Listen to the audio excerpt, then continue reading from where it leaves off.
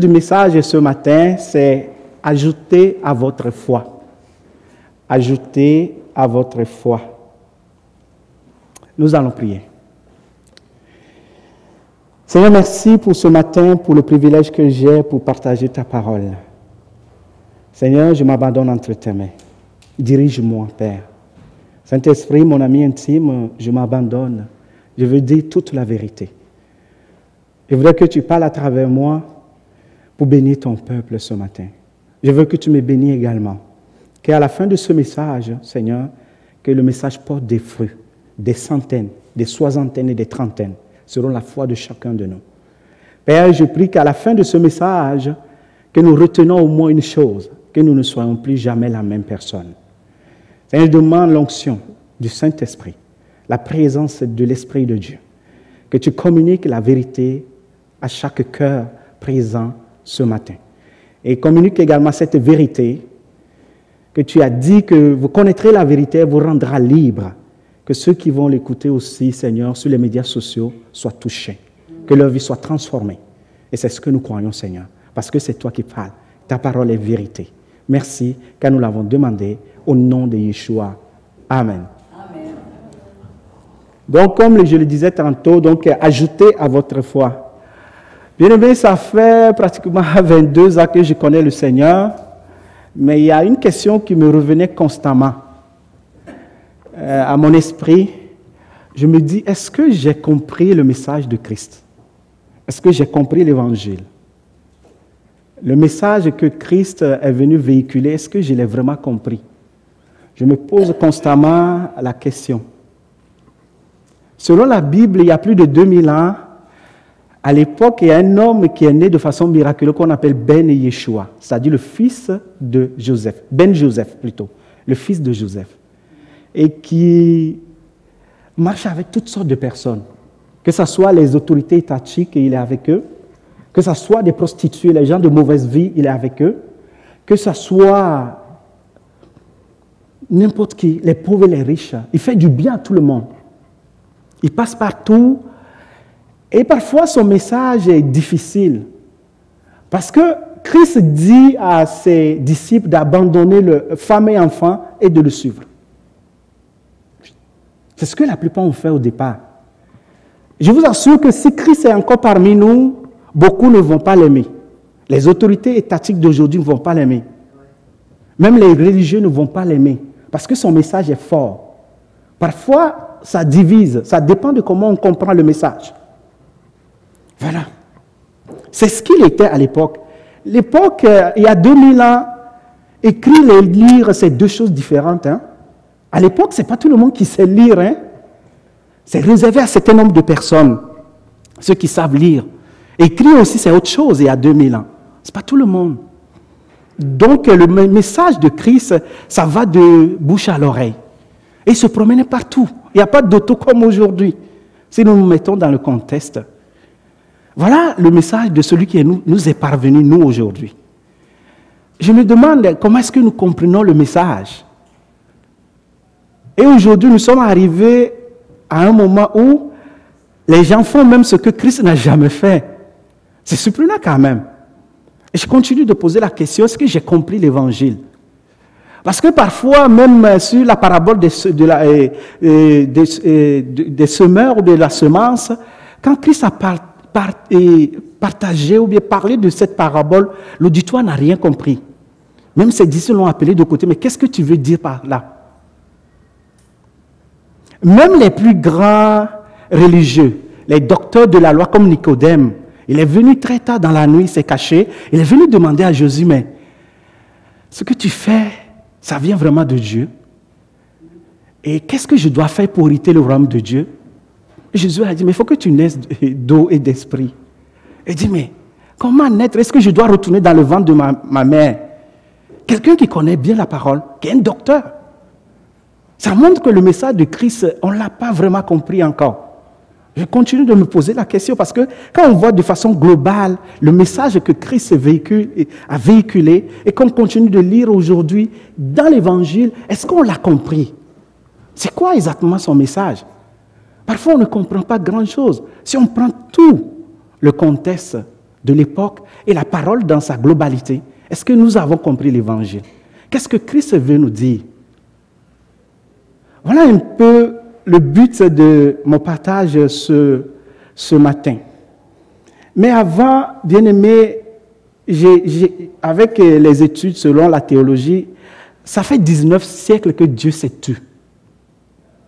Après la Pentecôte, 19 siècles, jusqu'à ce qu'on arrive au réveil de Azusa Street avec William Seymour aux États-Unis en 1906. Dieu s'est tu. Et après ça, il y a eu une vague de réveil. Et après, jusqu'à aujourd'hui, il n'y a plus rien. Mais dans ce contexte, comment on tient en tant qu'enfant de Dieu? Comment on continue de marcher en tant que peuple de Dieu, en tant que fils et filles de Dieu? Ce matin, nous allons construire ensemble une maison. Vous allez m'aider. Nous allons construire et bâtir ensemble une maison. Donc, si nous voulons bâtir une maison, qu'est-ce que nous avons besoin? Nous avons besoin d'abord d'un architecte. Et l'architecte, par excellence, c'est Dieu lui-même. Voilà, c'est la première chose. Suivez-moi, vous allez voir là où on va avec tout ça. Ensuite, nous avons besoin d'un terrain. Le terrain, c'est qui? Le terrain sur lequel nous allons bâtir la maison, c'est vous et moi, chacun de nous. L'architecte qui a le plan, c'est Dieu, et le terrain, c'est vous et moi. Ensuite, après le terrain, quand on l'a parfois, pour la plupart du temps, il y a des mauvaises herbes, des trucs, il faut aller nettoyer le terrain. Moi, je considère ça comme la nouvelle naissance. On nettoie le terrain. Après le nettoyage, il faut commencer à creuser pour mettre la fondation. Ça correspond pour moi à la foi. Voilà. Nous sommes arrivés à un moment très important. Vous savez, j'ai vécu quelque chose en Afrique dans un des quartiers riches où il y a un monsieur qui est venu bâtir une maison et a commencé à creuser la fondation. Ça fait 1 à 2 ans, il est toujours dans la fondation. Et d'autres sont venus, eux, ils ont commencé leur fondation, ils ont terminé leur maison, ils se sont installés. Et chacun commence à se poser la question dans le quartier pour dire, mais qu'est-ce qu'il veut construire? Ça fait 2 ans, il est toujours à la fondation. Qu'est-ce qu'il veut faire? Les gens se posent beaucoup de questions. 2, 3 ans, il est toujours à la fondation. Qu'est-ce qu'il veut construire, cet homme? Et à notre grande surprise, il a commencé à construire un grand immeuble. Il a commencé à monter R1, R2, R3, R4, R5. Ah, voilà. Ça s'explique, hein? On vient de comprendre. C'est parce qu'il voulait construire un gratte-ciel. C'est pourquoi la fondation était aussi solide. Plus la fondation est profonde et solide, plus la maison est grande. Et c'est ça. Mais une chose est très importante que nous faisons souvent, c'est quoi? En tant que chrétiens, nous avons reçu la nouvelle naissance, nous avons la foi. C'est la fondation. Parfois, nous, on s'arrête là. Mais il faut faire sortir le mur. La fondation est aussi importante que les murs de la maison. Il faut faire sortir toute la maison, toute la bâtisse. Parce que vous restez au niveau de la fondation, personne ne saura ce que vous voulez ou vous avez fait. Personne. Comme nous avons commencé à critiquer dans le quartier en disant, mais qu'est-ce qu'il veut faire? Il était à la fondation. Nous avons la foi, c'est très bon. Le ciel est garanti, c'est très bon, mais ce n'est pas suffisant. Mais il faut faire sortir la maison pour que Dieu et les autres puissent constater la gloire et la grâce de Dieu dans notre vie. C'est de ça que nous allons parler. C'est ça le sujet. Ajoutez à votre foi. Ne restons pas au niveau de la fondation, mais faites monter les murs. Si vous ne faites pas monter les murs toute votre vie, les gens ne constateront jamais la gloire de Dieu, la belle maison que Dieu veut bâtir avec vous. Il faut aller au-delà de la foi. Il y a d'autres choses à ajouter à la foi. Et c'est ce que nous allons voir ce matin. Donc, nous allons tourner notre Bible dans la deuxième lettre de Pierre, chapitre 1, versets 5 à 8. Donc, je précise parce que j'ai fait des recherches dans plusieurs versions. Ne soyez pas étonnés si vous avez votre Bible et puis ça ne correspond pas à ce qui est là. Donc, moi, j'utilise la version sommaire. C'est très important. Donc, Pierre chapitre 1, versets 5 à 8. Pour cette raison même, faites tous vos efforts pour ajouter à votre foi la bonne conduite. D'autres l'appellent la vertu. À la bonne conduite, la vraie connaissance de Dieu. À la connaissance, ajoutez la maîtrise de soi. À la maîtrise de soi, la persévérance. À la persévérance, l'attachement à Dieu. D'autres l'appellent la piété. Et enfin, l'attachement, ajoutez l'affection fraternelle. Et à l'affection fraternelle, ajoutez l'amour. Le verset 8 dit, si vous avez ces qualités et si vous les développez, elles vous rendront actifs et vous feront progresser dans la connaissance de notre Seigneur Jésus-Christ.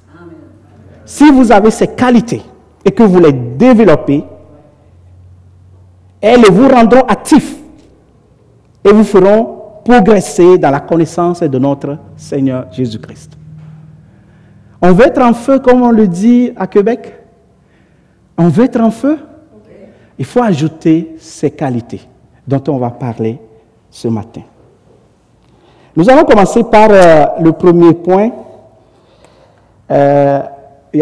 Nous avons 3 points ce matin. Le premier point, c'est les 4 vertus cardinales. Les 4 vertus cardinales.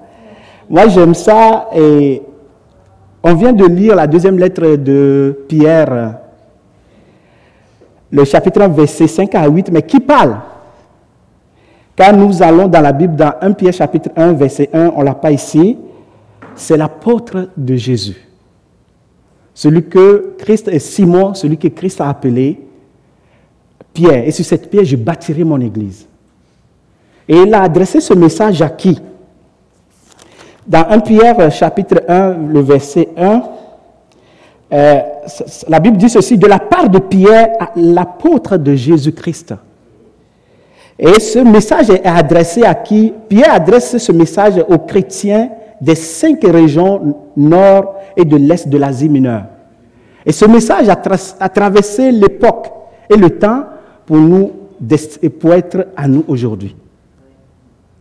Donc c'est Pierre qui parle, il s'adresse à toutes les églises réparties au nord et à l'est de l'Asie mineure. Et ce message nous est destiné.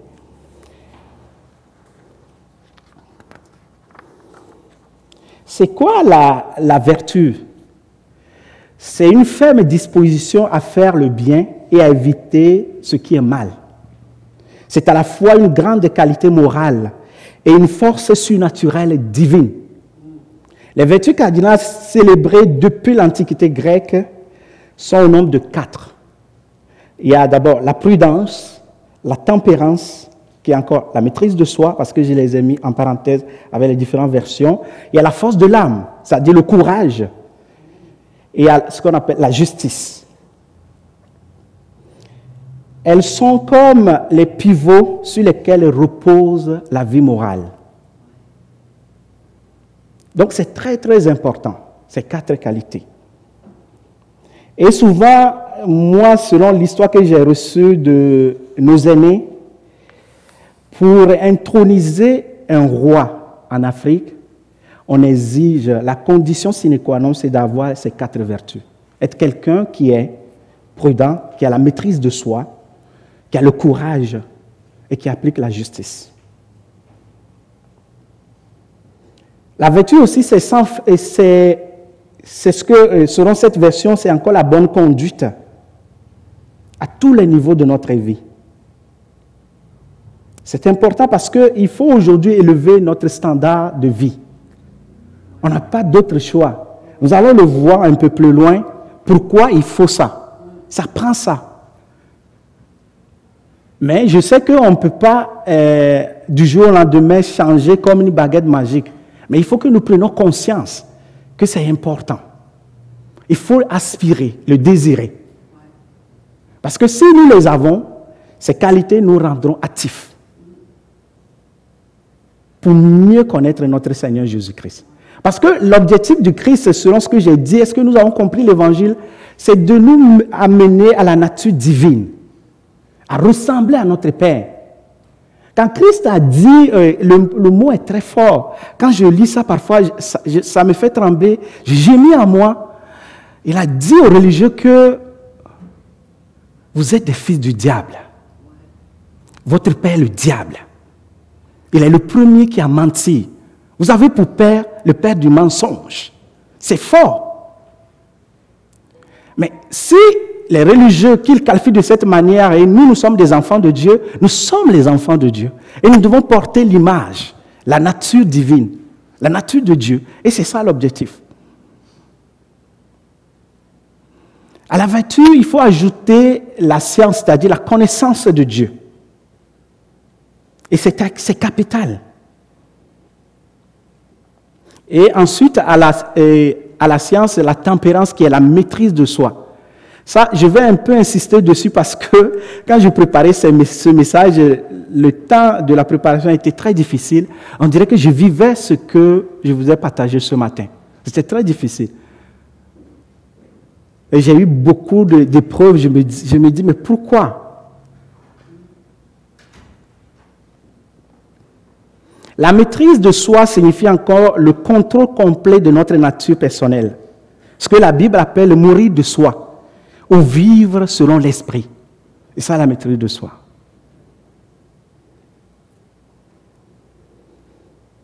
J'ai lu un peu un document sur de la personne qu'on appelle Napoléon Hill. Il a écrit un document sur les 16 lois du succès.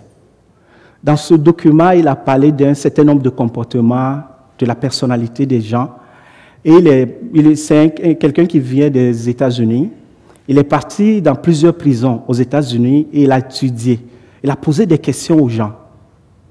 Et ce qui est ressortir de son analyse, selon les données statistiques, 92% se retrouvent en prison parce qu'ils ont manqué le sang-froid. Plus de 9 sur 10 se retrouvent en prison parce qu'ils ont manqué la tempérance. Plus de 9 sur 10 se retrouvent en prison parce qu'ils ont manqué la maîtrise de soi. Bien-aimés, nous en avons besoin. Pourquoi? Parce que ceux qui ont la maîtrise de soi sont appelés des leaders. Un leader doit avoir la maîtrise de soi. Ils sont appelés des dirigeants. Même je peux aller plus loin, moi je les appellerai des saints. Parce que ce n'est pas facile. Mais Jésus nous interpelle aussi que le soleil ne se couche pas sur notre colère. Mais la colère est partout. Tu peux à croire que chaque fois on nous provoque pour qu'on puisse réagir. Oui. Tout. Même pendant que nous conduisons, pendant que nous sommes avec nos enfants, l'impatience s'installe. Parce que pendant qu'on fait la queue pour aller dans l'usine épicerie, on pense qu'il y a quelqu'un qui, lui, là, on dirait qu'il n'est pas pressé, il a tout le temps du monde. Ça énerve. Oui. Nous, on veut aller plus vite. Donc, on manque de maîtrise de soi. Surtout à cette époque, tout va à la vitesse de la lumière. Oh non, pourquoi? Mais c'est quoi ça? Et parfois, même si je le constate souvent, je suis sur l'autoroute, je roule à 90, parfois 100. Il y a des gens, mais c'est qui ça? Et puis, il faut te dépasse et puis te regarde. J'imagine un peu ce qu'ils disent. Je ne veux pas le dire devant l'écran. C'est ça. Parce qu'aujourd'hui, on manque la maîtrise de soi. Alors que la vitesse limite sur la route, c'est 100. Et parfois, on se permet d'ajouter 10, mais les gens vont à 120. Parce qu'on est tellement pressé. Pressé pour aller où, je ne sais pas. Parce qu'on manque de la maîtrise de soi. Ça ne marche pas. Il faut élever le standard et avoir ça. Et quand nous l'avons, ce n'est pas facile du tout. J'en fais partie. Ce n'est pas du tout facile. Mais quand nous allons prendre conscience et désirer et aspirer à une de ces qualités morales, notre vie, la maison va commencer à monter. Nous n'allons plus rester au niveau de la fondation. C'est pourquoi aspirer à ça. C'est vraiment important.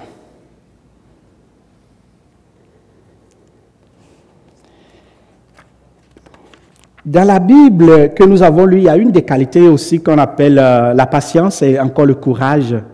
Ça signifie en quoi en réalité? C'est au fait l'endurance dans les épreuves. Une endurance obéissante, c'est la force de l'âme. C'est-à-dire garder le courage malgré l'adversité. Tenir ferme.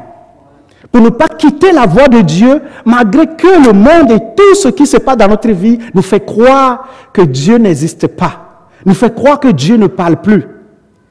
Il nous faut ce courage pour aller à contre-courant, surtout aujourd'hui, à notre époque. Dieu a besoin des hommes et des femmes. Dieu a besoin des Joseph. Dieu a besoin des Déborah. Où sont nos Déborah? Où sont nos Esther aujourd'hui? Où sont nos Moïse aujourd'hui? Il n'y en a plus. Dieu a-t-il changé ou bien c'est nous? Qu'est-ce qui se passe exactement, mes frères et sœurs? Qu'est-ce qui nous arrive? On a perdu le but de la vie. J'ai toujours cette manière de dire à ma conjointe, souvent elle ne me voit pas parce que je suis tellement occupé. J'ai dit, mais chérie, on n'est pas là juste pour faire des bébés et construire une maison. Non. Moi, dans ma vie, dans ma conception, vivre seulement à faire bébé et avoir une maison, une belle auto, c'est quoi? C'est vivre, c'est réussir dans la vie, mais ce n'est pas réussir la vie. Moi, je n'irai pas mourir un jour, aller rendre compte à Dieu que j'ai fait 3, 4 enfants, j'ai eu une auto, une belle maison. Ça s'arrête là? Non, c'est pas ça. Moi, pour moi, ma vie, c'est pas ça. Il y a d'autres choses à faire. Nous devons contribuer à l'épanouissement de l'humanité. Nous devons aider les uns et les autres. Nous devons soutenir quelqu'un. Nous devons changer la vie d'une femme et d'un homme. Les gens qui n'ont plus d'espoir, nous devons leur communiquer l'espoir et le courage. Est-ce que Dieu nous demande? C'est ce que Jésus fait. Il allait partout, même quand on le critiquait. Imaginez quand quelqu'un, Simon, c'était Simon qui a invité Jésus chez lui, et quand il soupait, et dans la tradition hébraïque, quand quelqu'un vient de tu dois lui donner de l'eau, à boire ou à laver le pied. Mais Jésus est assis, voilà une prostituée qui est venue. Elle a commencé à pleurer et confesser ses péchés aux pieds de Christ. Et a pris ses larmes pour laver ses pieds. Et tous ceux qui sont des religieux, les bons, comme on les appelle, ils sont là, dit, mais est-ce qu'il sait la vie de cette femme? Est-ce qu'il sait que c'est une prostituée? S'il le sait vraiment, il n'allait même pas permettre à ce que cette femme verse ses larmes sur ses pieds. Jésus le sait. Et il a dit, Simon, quand je suis venu sur toi, est-ce que tu m'as donné à boire? Est-ce que tu m'as donné de l'eau pour laver mes pieds? Il dit non. Mais cette femme, elle a pris ses larmes pour laver mes pieds. Elle a pris un parfum de valeur pour mettre sur mon pied. Elle m'a reçu mieux que toi. Voilà ce que Christ nous dit. C'est ça le message de Jésus. Allez porter de l'espoir là où il n'y en a pas. Allez restaurer la vie de quelqu'un. Allez aider quelqu'un, soutenir quelqu'un. Ayons ce courage. On a perdu tout ça aujourd'hui. On n'a plus d'amour. On n'a plus la maîtrise de soi, on n'a plus de patience. Tout est perdu. Si c'est ainsi, nous sommes perdus. Si c'est ainsi, nous avons manqué à notre vocation. Être chrétien, c'est s'engager. Être chrétien, c'est de se battre pour qui? Pour Christ. C'est de se battre pour Dieu. Se battre, ce n'est pas juste venir à l'église et prier. Non. Changer la vie des gens qui sont autour de nous. Encourager les gens, les fortifier. C'est ça le message de Jésus. Parce qu'il allait partout. Il ne mettait pas de distinction entre les gens. Il ne fait pas de la discrimination. Il disait la vérité et il prêchait la bonne nouvelle à toutes les personnes qui croisaient sur son chemin. Celui qui croise Jésus, sa vie change. La personne vient très heureux. Moi, je n'ai jamais vu un enseignant aussi excellent que lui. Tu viens, tu lui poses une question, il te répond. Il te donne un exemple bien concret. Soit tu pars le cœur léger, ou tu commences à te mettre en cause. Comme ce jeune homme riche qui est venu et dit, mais j'ai fait toute la loi, les 10 commandements. Il dit, mais il te reste une chose à faire. Comme nous ne sommes pas venus seulement pour faire les bébés et avoir des maisons, va vendre tout ce que tu as, donne-les aux pauvres. Il est parti triste, accablé. C'est ça le message de Jésus aussi. Oui. Partageons ce que nous avons. Qu'est-ce que vous avez? Chacun a quelque chose. Vous avez du temps? Donnez le temps. Vous avez un peu? Donnez. Vous avez un sourire? Souriez aux gens. Donnez ce que vous avez. Jésus a tout donné, même sa vie. Qu'est-ce que nous avons à offrir? Offrez-le. Le sourire aussi, c'est quelque chose. Une tape dans le dos de quelqu'un, mais garde l'espoir que Dieu est vivant. Ça ira bien pour toi, bien-aimé. Ça change la journée de la personne. C'est tout ce que Jésus propageait partout. Il n'allait pas juste rester dans les églises. Il va chez les gens, chez eux. Il soupait partout. Il souriait aux gens. Il allait à l'hôpital. Et il dit, il va nous demander ce jour, j'étais à la prison, vous n'étiez pas venu. J'étais là, j'avais eu soif, vous ne m'avez pas donné de l'eau à boire. Vous connaissez la réponse. Je suis un simple messager bien-aimé.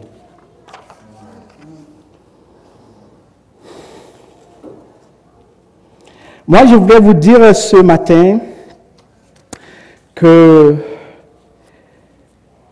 quelle que soit la quantité de la pluie qui tombera sur terre, elle n'empêchera pas le soleil de se lever le lendemain.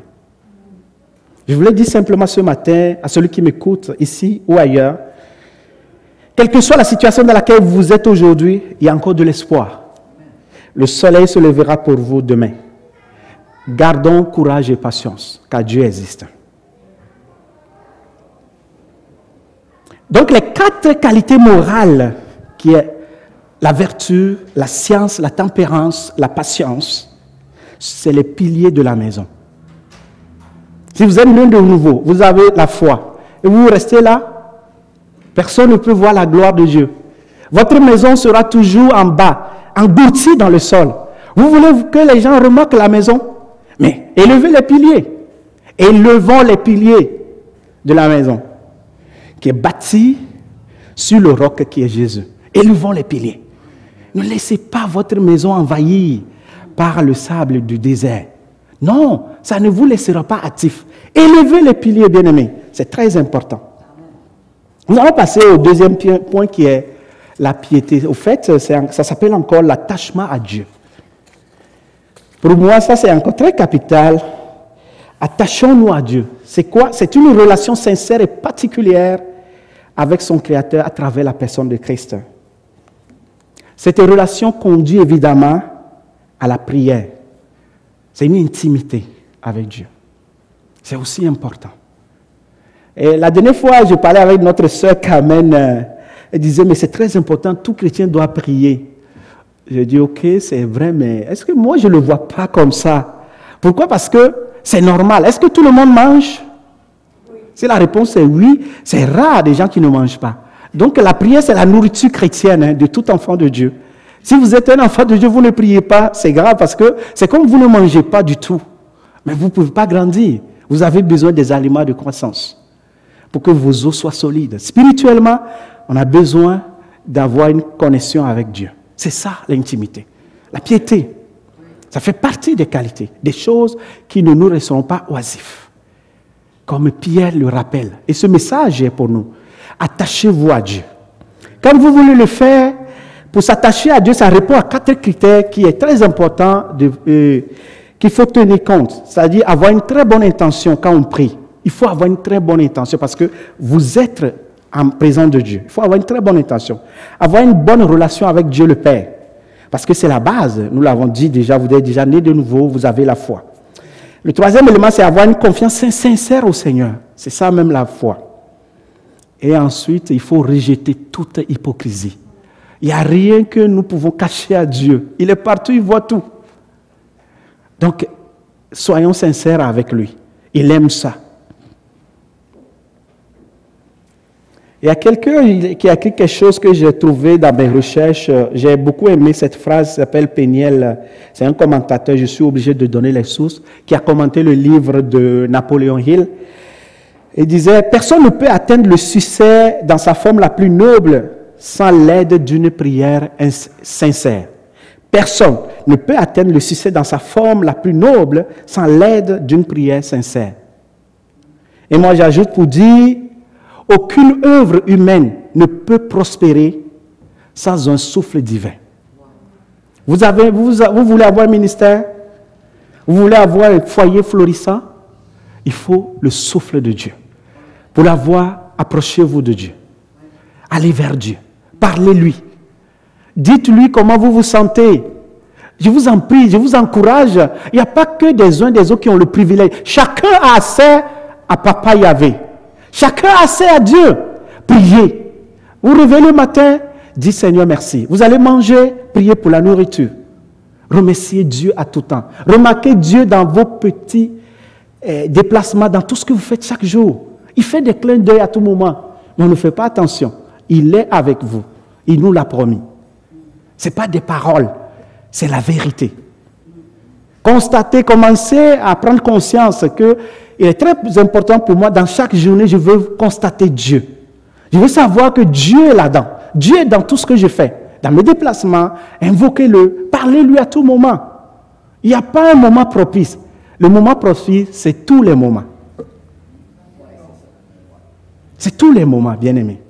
Faites ça et vous allez voir que ces choses ne vous laisseront pas oisifs à la connaissance de notre Seigneur Jésus-Christ. Pour conclure cette partie, nous allons lire Proverbe chapitre 15, verset 26. Proverbe chapitre 15, verset 26 dit « Les mauvaises intentions font horreur à l'Éternel, mais les paroles bienveillantes sont pures à ses yeux. » C'est pourquoi lorsque vous êtes dans l'intimité avec le Seigneur, vous voulez prier, soyez sincères, n'ayez pas de mauvaises intentions. C'est important. Nous allons partir au troisième point, ça va vite, qui est l'amour fraternel et l'amour de Dieu. Pierre nous interpelle parce que c'est important. On ne peut pas être chrétien tout seul. Un seul arbre ne fait pas la forêt. Vous le savez? Souvent, on ne sait pas. Un seul arbre ne fait pas la forêt. Dans une forêt, il y a beaucoup d'arbres et beaucoup d'espèces. Donc, si vous êtes isolé, vous n'allez pas croître aussi. J'ai lu un livre, je ne sais pas de qui, mais c'est surprenant, les arbres se communiquent. Hein. Les arbres se parlent. Les gens ne savent pas. Oui, les arbres se communiquent. Oui, c'est bizarre, mais c'est ça. C'est ça qui fait la forêt. Les pollens qui se déplacent, les arbres se communiquent. Et puis donnent plus de vie. À travers les pollens et tout, plein de choses, les arbres se communiquent. Donc on ne peut pas être isolé en état chrétien. Ce n'est pas facile. C'est pratiquement impossible. Sinon, Jésus n'allait pas recommander la communion fraternelle. C'est une recommandation de Dieu, que nous devons être ensemble. L'amour entre les membres d'un même corps. Nous avons pour devoir de nous soutenir les uns les autres, s'encourager également. Et c'est ce que Christ nous recommande. C'est très important parce qu'il y a des bienfaits dans la communion fraternelle. Et avant de le lire, vous connaissez bien ce psaume. Moi, j'ai relevé un certain nombre de choses. Les bienfaits de la communion fraternelle, il y a l'onction par la présence du Saint-Esprit parmi ses enfants. Il y a le commun accord. Nous décidons d'un commun accord pour un projet, ensemble. Et puisque Dieu a dit, il a dit bien clairement, là où 2 ou 3 sont réunis en mon nom, je suis parmi eux. Je suis au milieu. Je suis là. Donc quand nous sommes ensemble, nous attirons la présence de Dieu. Nous attirons la présence du Saint-Esprit pour venir prendre la direction. Et le commun accord, ça crée beaucoup de force spirituelle. Et c'est exactement ce que nous avons fait pour notre frère Serge Heureux qui a eu la Covid. Et le jour là où on nous annonçait, peut-être Serge ne le sait pas, son épouse, on partageait le pain sur Zoom. Et son épouse, je me rappelle parce que c'est moi qui dirigeais, contrôlais la partie technique, j'acceptais les gens. Et notre sœur Anne-Marie s'est levée, elle a eu une très mauvaise nouvelle. Vous savez ce qu'on lui a dit? Oh, il n'y a plus d'espoir, il lui restait à peine 2 ou 3, 4 jours. Elle est venue avec les larmes, pendant que nous partageons le pain. Tout à coup, les gens ont commencé à prier de gauche à droite. Seigneur, nous rejetons cette parole. Nous demandons ta présence, nous voulons récupérer notre frère qui revienne à la vie, parce que c'est toi qui donnes la vie, et c'est toi qui la reprends. Nous arrachons notre frère dans la main de l'ennemi, de la mort, et nous lui communiquons la vie. On lui a donné 3 jours. Ça fait combien de temps il est là? Ok. Finalement, la version des choses ont changé. Oh, ça commence à s'améliorer. Si ça continue comme ça, il allait sortir dans 1 semaine. Ah oui? On continue de prier. Voilà les bienfaits de la communion fraternelle.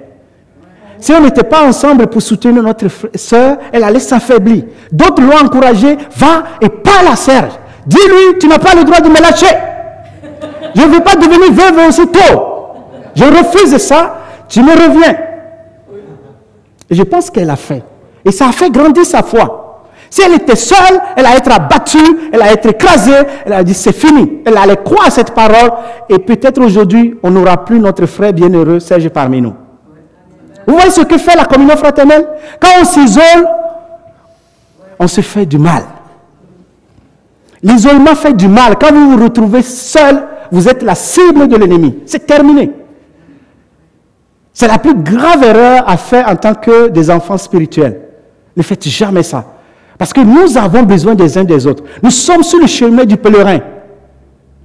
Quand ils sont sortis de l'Égypte, ils n'étaient pas seuls. C'est tout un groupe qui marchait ensemble avec un objectif clair parce que Dieu était devant. C'est ça ce que ça crée, la communion fraternelle. Parce que parmi nous, Dieu a un projet commun pour son Église et pour son peuple et pour ses enfants. Et nous marchons dans ce projet ensemble. Mais quand on est éparpillé, c'est fini. Chacun a ses propres projets. Et puis on s'oppose les uns les autres. On se détruit. L'ennemi envoie la confusion. Et on s'éclate. Alors que ce n'est pas ça le plan de Dieu. Dieu veut que son peuple soit uni. Et qu'il marche comme un seul homme.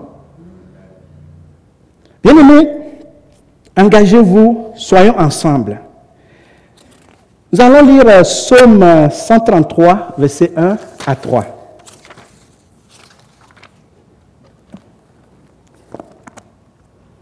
Quand vous êtes isolé, vous vous faites du tort. Ce n'est pas du tout la volonté de Dieu, ça. Ah, qu'il est bon, qu'il est agréable pour des frères d'être ensemble. C'est comme le parfum de l'huile précieuse versée sur la tête du grand prêtre Aaron et qui descend jusqu'à sa barbe, jusqu'au col de son vêtement. C'est comme la rosée qui descend du mont Hermon sur les hauteurs de Sion. Car c'est là, à Sion, que le Seigneur donne sa bénédiction, la vie pour toujours ou pour l'éternité. Voilà ce que ça apporte la communion fraternelle. La Bible nous le recommande. Restez ensemble. Et c'est ça qui a attiré, même amené la Pentecôte. Ils étaient ensemble. Mais pourquoi on veut s'isoler? C'est pas bon, on se fait du tort en le faisant. Je vous encourage à cultiver et à rechercher la communion fraternelle. C'est très important, bien-aimés. Le troisième sous-point, c'est l'amour de Dieu. Ça, j'aime ça beaucoup. Cet élément ne nous laissera pas non plus oisifs. Et quand on avait lu notre verset de base dans 2 Pierre chapitre 1, versets 5 à 8, on a cité tous les éléments et c'est terminé par l'amour. Quand vous baptisez la maison, les piliers sont montés, la toiture c'est l'amour. C'est l'amour qui est la toiture. C'est la couronne qui est l'élément aussi très important qui soutient la base, qui protège toute la maison, l'amour de Dieu. Bien aimé, l'amour de Dieu, c'est une puissance, c'est la personnalité même de Dieu. La Bible dit, Dieu est amour.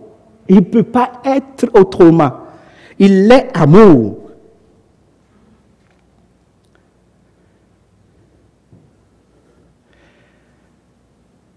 J'ai raconté cette histoire une fois. Vous savez pourquoi la plupart qui ont connu et ont goûté au don et à l'amour de Dieu? Dieu lui-même, comme il est amour, quand il se révèle à toi, il te remplit de son amour. Et tu vas commencer à aimer les gens pour rien.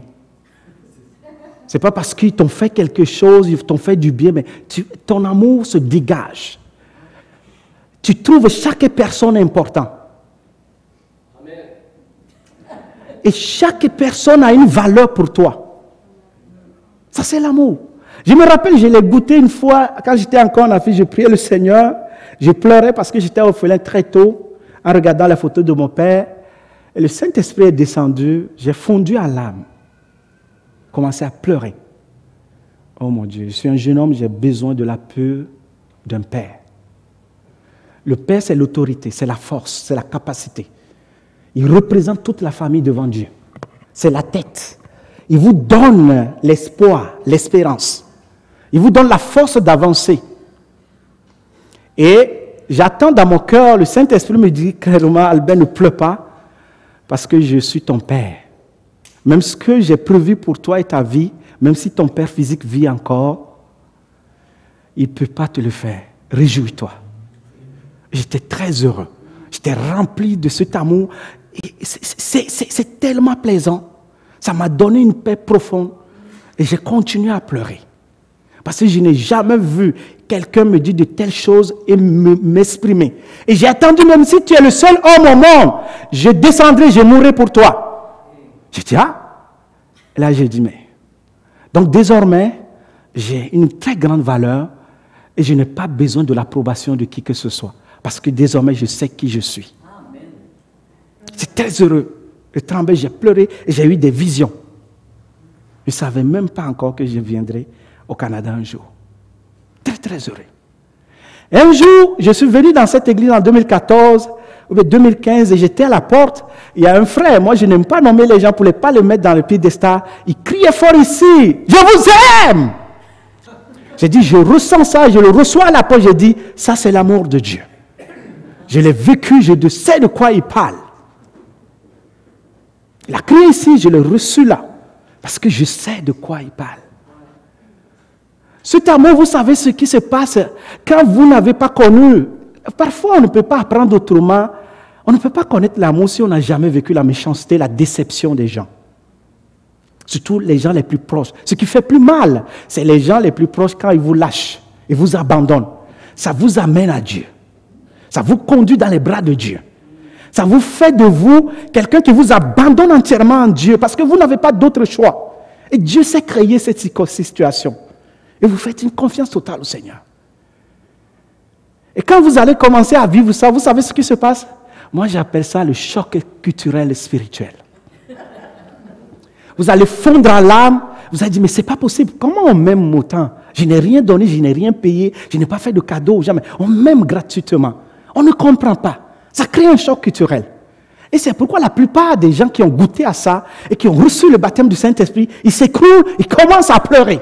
Tu vas leur demander, pourquoi vous pleurez? Ils disent, ils sentent tellement la présence de Dieu, cette joie, cette fierté d'appartenir au Créateur. Et vous fondez à l'âme. C'est ça le choc culturel spirituel. Vous venez de recevoir la grâce et la faveur de Dieu. Et désormais, vous ne serez plus jamais la même personne. J'étais souvent chez Denis, le pasteur de cette église, et il m'a invité à souper chez lui, parce que nous, on mange beaucoup le poisson. Et il y a un frère africain qui est venu, son ami, il est venu, il était dans une grande église à Québec. Et celui-là, je lui disais, mais comment vous faites pour pouvoir encourager les frères et sœurs à se voir, à manifester l'amour de Dieu, à comprendre l'importance de la réunion, l'affection fraternelle? Est-ce que vous dénoncez le péché? Qu'est-ce que vous faites? Quand j'ai prononcé ce mot, il m'a repris en même temps. Il dit, mais vous allez parler du péché, pourquoi? Pourquoi il faut parler du péché? Pourquoi il faut dénoncer le péché? Est-ce que vous avez fini d'explorer l'amour de Dieu? J'étais étonné, je dis, mais pourquoi tu peux parler comme ça? Mais c'est très important, c'est pas bon le péché, il faut le dénoncer. Je dis, non, tu n'as pas compris. Oui, je n'avais pas compris l'évangile. On n'a pas besoin de dénoncer le péché. Il faut explorer à tous les niveaux l'amour de Dieu. Quand vous aimez quelqu'un, vous n'allez jamais chercher à lui faire du mal. Quand vous aimez quelqu'un, vous faites ce qui plaît à la personne. Quand vous aimez Dieu, vous allez éviter tout seul le péché. Quand vous êtes rempli de l'amour de Dieu, tellement que vous l'aimez qu'il est très important pour vous, vous n'allez plus jamais chercher à l'offenser. On n'a pas besoin de dénoncer le péché. Recherchons et explorons l'amour de Dieu. Et quand il nous remplit, le péché fuit. Le péché nous évite. On ne fait plus d'efforts. Parce qu'on a été galvanisé, rempli par l'amour de Dieu. Le mal fuit toujours le bien. Quand le bien quelque part, le mal fuit. Moi, j'ai vécu en Afrique, dans des villages les plus profonds, il n'y a pas de lumière. Mais quand les gens marchent dans les ténèbres et qu'ils trouvent une lumière très très loin, les hommes ont toujours tendance à rechercher le chemin de cette lumière. Ils disent, s'il y a une lumière là-bas, c'est qu'il y a des gens qui vivent là. En pleine nuit, quand il n'y a pas de lumière, vous êtes dans les ténèbres, les gens ont toujours tendance à suivre la direction de la lumière. Et on marche vers la dire, s'il y a une lumière là, c'est que les gens vivent là. C'est ça, l'amour de Dieu. Il apparaît dans l'obscurité. Il apparaît dans les gouffres les plus profonds et il vient nous chercher pour nous laver et pour nous remplir et pour nous habiller pour faire sa volonté. C'est très important et il faut rechercher toutes ces qualités, mais pas parce que c'est beaucoup. Les 7 qualités dont j'ai parlé, patience, la maîtrise de soi, la piété qui est l'attachement à Dieu et l'amour fraternel. Au moins choisissons, prenons l'engagement ce matin, choisir une de ces qualités. Il faut choisir une de ces qualités et travailler sur ça et vous aurez le résultat au bout de la fin de l'année. Des petits gestes qui ne représentent rien, qui ne sont pas grands, mais qui au bout produisent des grands résultats. Bien aimé, il y a quelqu'un qui a dit, j'aime cette phrase, il dit, une forêt qui pousse ne fait pas du bruit, mais un arbre qui tombe fait un grand bruit. Posez des petits gestes chaque jour. Prenez l'engagement parmi ces 7 qualités morales. Ne restez pas au niveau de la fondation qui est la foi, montez les murs, commencez à appliquer. J'ai mis une image ici que je voudrais vous partager avant de prier et remercier le Seigneur pour cette parole. Voilà. Lorsque au cours d'une année, on ne fait rien, on attend, on fait la même chose chaque année, on s'attend à un résultat différent. D'abord, ça, c'est la folie. Parce que quand on fait la même chose et s'attendre à un résultat différent, c'est la folie. Et on ne fait rien. On fait 1 multiplié par 1, 365 fois. 1 multiplié par 1, ça donne 1. Ça ne change rien. Mais quand nous prenons conscience, tu prends un petit geste, 1,01 exposant 365, vous savez ce que ça donne au bout de l'année? 37,7. Vous voyez la différence? Quand nous prenons l'engagement de changer, de monter le mur de la foi, un petit geste, ça ne signifie pas grand-chose, mais au bout, vous allez voir un grand résultat dans votre vie. C'est ça ce que je vais illustrer par cette image. Si nous ne faisons rien, nous allons faire 10 ans à la même place, il n'y aura aucun changement dans notre vie. Il n'y a aucun résultat. Mais quand nous allons prendre conscience et choisir une de ces qualités morales pour élever le standard du Christ dans notre vie, au bout du compte, au bout d'une année, nous aurons un autre résultat. Nous ne serons plus jamais les mêmes personnes. Recherchons ça. Et c'est ce que je vous encourage à faire ce matin. Des petits pas, et au bout, nous serons des victorieux. Bien-aimés, c'est ce que j'avais à cœur ce matin à vous partager. Et avant de finir, on va prier tantôt, mais si quelqu'un parmi nous, que ça soit l'autre côté de la caméra, ou bien ici, et vous sentez dans votre vie que vous êtes stationnaire, vous stagnez, vous n'avancez pas réellement dans votre vie, quand nous allons baisser la tête tantôt, levez simplement votre doigt, moi je veux prier pour vous. Parce que ce que nous recommande Pierre, c'est de rechercher ces qualités morales. Et quand nous les avons en nous, et que nous les développons, elles ne nous laisseront pas oisifs. Elles nous permettront de connaître mieux notre Seigneur Jésus-Christ. Et c'est à cela que Christ et Dieu nous appellent. Nous devons revenir à la nature divine, remplie de l'amour de Dieu. Et quand nous l'avons, le péché nous fuit. Et quand nous l'avons, notre existence change. Nos visions changent et nos comportements changent. Et nous allons voir la gloire et constater la présence de Dieu dans notre vie. Et ainsi, nous témoignons Dieu dans notre propre vie. Et les gens verront l'immeuble que nous voulons construire parce que nous ne voulons pas rester au niveau de la fondation. Quand vous restez là, personne ne vous voit. C'est Dieu seul qui vous voit. Mais Dieu veut que chacun de nous brillons. Voilà ce que je vais vous partager ce matin. Nous allons prier celui qui se sent stagné. Celui qui se sent, ça fait des années qu'il est toujours sur le starting block et qu'il a besoin de la grâce de Dieu, qu'il élève simplement la main. Moi, je prie et le Seigneur